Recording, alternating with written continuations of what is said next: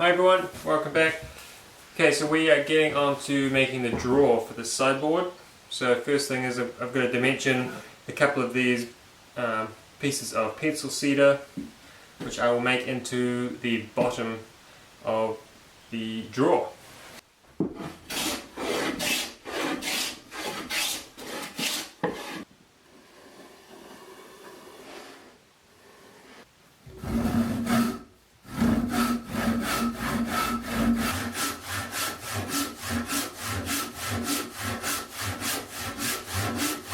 So to cut this last piece, instead of having this piece stick above my vise and start a new cut, I thought I'd try and hang it underneath and then I can just carry on and see if it works.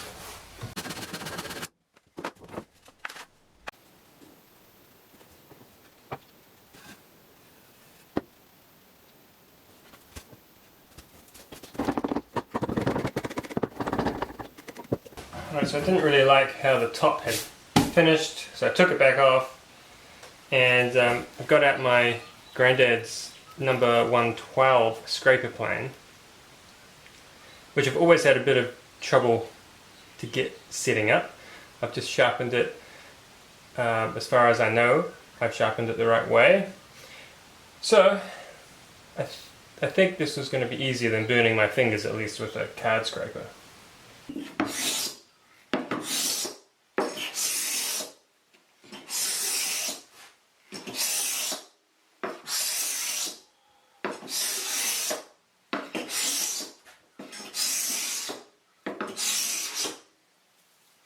Seems to be working.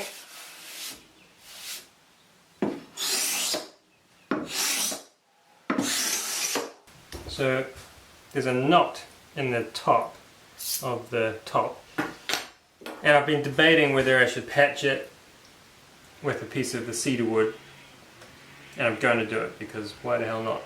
There is another knot on the other end of the tabletop, which is right on the end, and I can't really do anything about it. But I think just for decoration's sake, more than anything, adding one little splash of colour might look cool. So what the hell? Let's do it. I could probably leave it, but I think if I add a little bit of something on the top, it might look kind of cool. Now, my bow tie is a little wonky. I don't really care.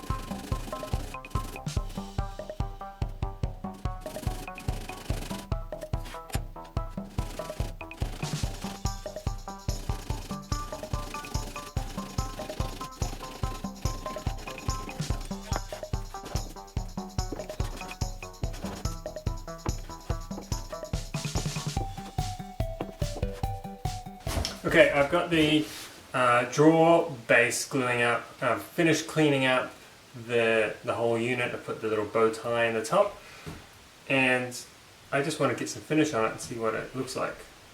So I'm going to hold fire on the making the actual drawer just for now and start putting some clear coat or some finish on the actual unit. I found half a can of old Danish oil.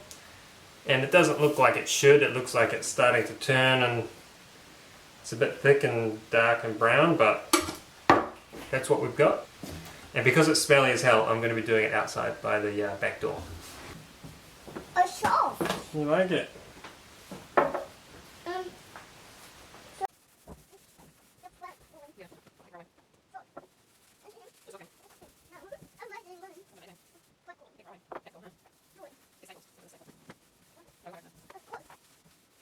Alright, it's turned out a lot darker than I thought it would be, but that's fine. It looks like the grain's almost raised a bit, which is interesting. I don't usually get that with Danish oil. So I'll probably put a couple of coats on like this, and then find something I can use to buff it back.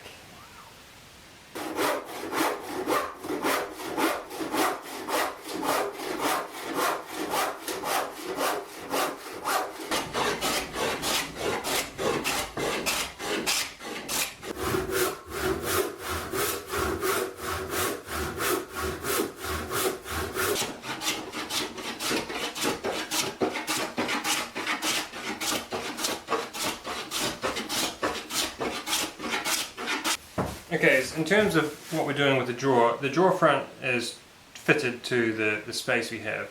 I've made the two sides and I've labelled them. The next thing I want to do is actually put the groove in the drawer sides. At this point, make sure they're sliding nice, and then I can work my dovetails out around where that groove is.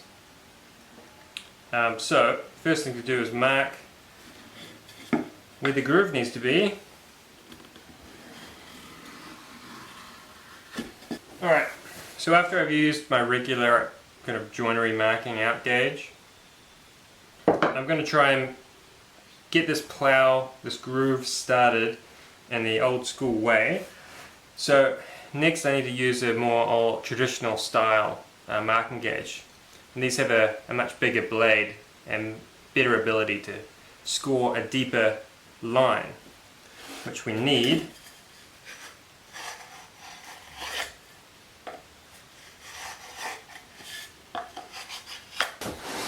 Alright, the next operation is to find the right plane. So these, you could just about use these particular side rebate planes to do the next operation. But there is a plane specifically made for the job. And it is one of these guys.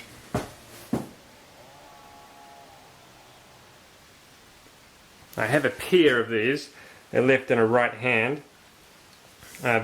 So there's a reason for that, which I can get into later, but this is called a snipe bill plane. There's a left and a right hand, and it's obviously because you need to be running with the grain if you're using hollows and rounds or any moulding plane really. So this is what you use to start off a bigger groove, so then you can move on to using things like a round or a hollow.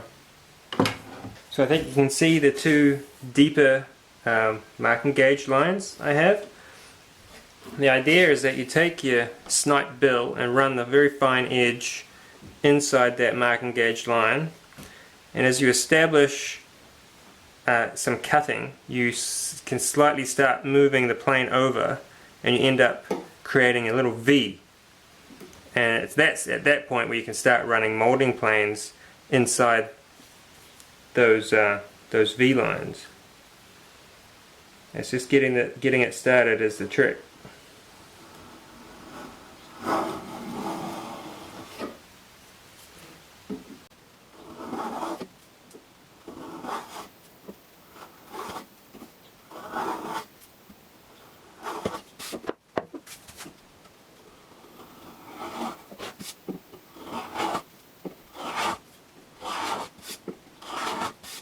So if we were using something like a round plane, you would obviously make those grooves right on the points of the round, and then you could start shaving away and you'd end up making a round.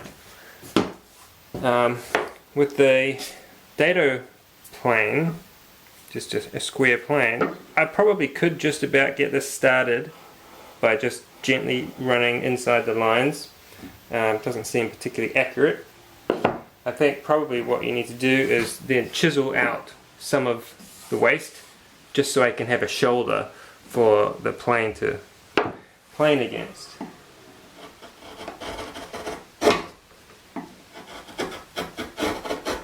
It's a good thing that it's a soft timber.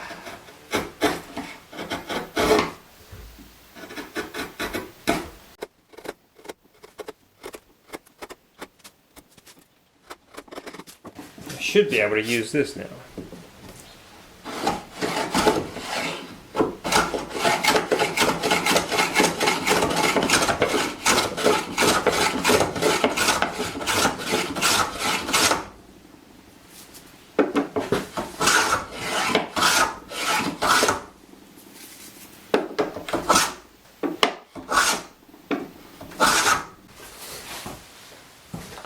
so I've just test fitted this one. The other one works really well. The left one is pretty tight, so I guess the groove on the that one is slightly bigger. So we need to widen this a little bit. Now this is one of the few times when a side rebate plane really is the only job, only tool for the job. So this is perfect.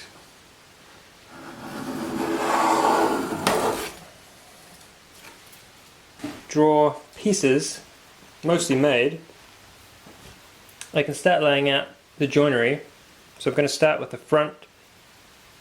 First thing I need to do is work out where the groove that will take the drawer bottom is going to go, and that's going to go right there. So I want a dovetail to cover that groove.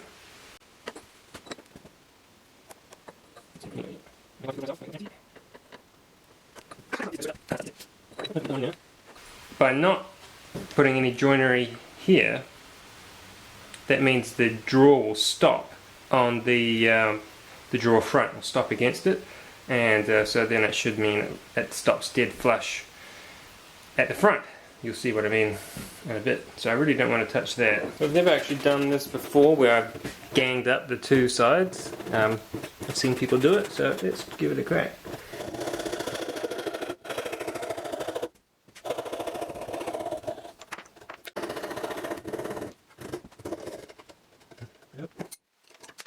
I'm not going to do a rebate here because, well, there's not much material left. If I rebate, if I take some of this material away, there's not actually much left here, so I'm just holding it square to my drawer front, eyeballing it as best I can.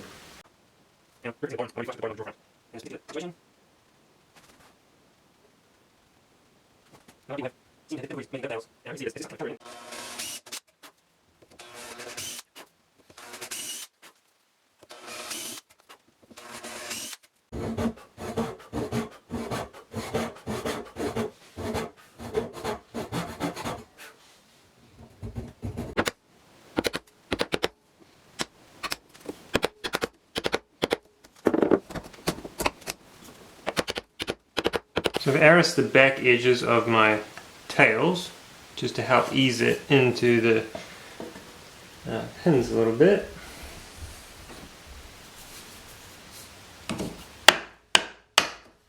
All of the sides of the tails just need a very slight easing, and then I'll be able to hit it home when I want to.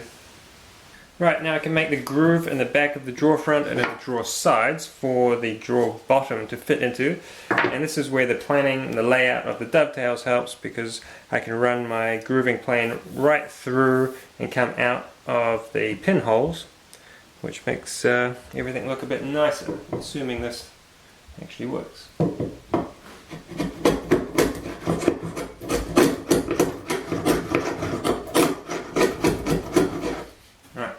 Of course, I'm going against the grain.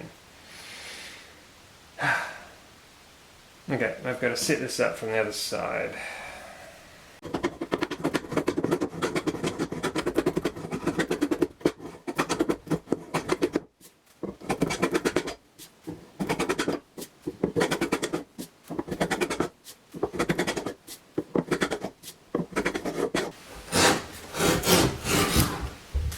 These small parts are super awkward to hold down to be able to use some of these older tools.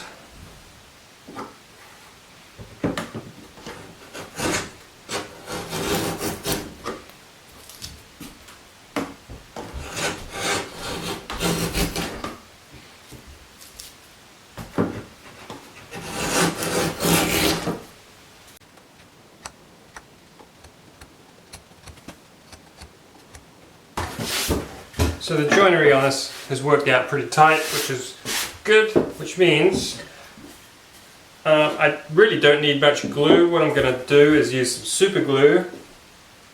That just lets me get everything done right now as opposed to waiting for PVA, which, I mean, I could still carry on anyway, but at least I know this dries quick. So, with half the joint, I'm going to glue now.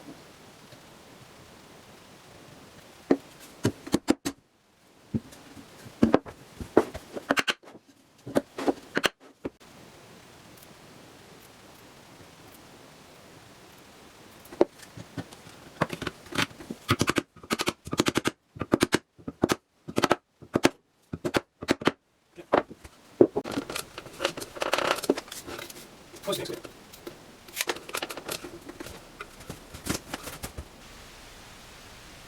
can see here I just need to take a little piece out of the back, and that will allow it to slide down the runners. That means it's a tight fit at the moment, the drawer, so I'm just going to start kind of fitting it as best I can. The front is pretty flush. I might end up taking passes all the way through. It's just this back corner which seems to be tight.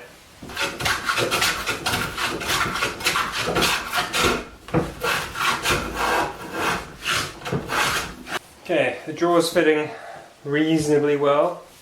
I'm going to dimension up my drawer base and get that fitted, and then wax up the drawer, and hopefully it's going to be working a little nicer.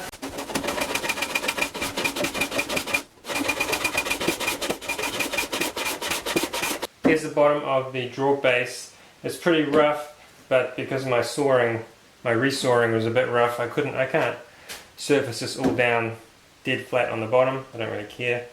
I have to raise a panel, essentially just put some bevels on 3 sides, so this slides into the grooves in the drawer.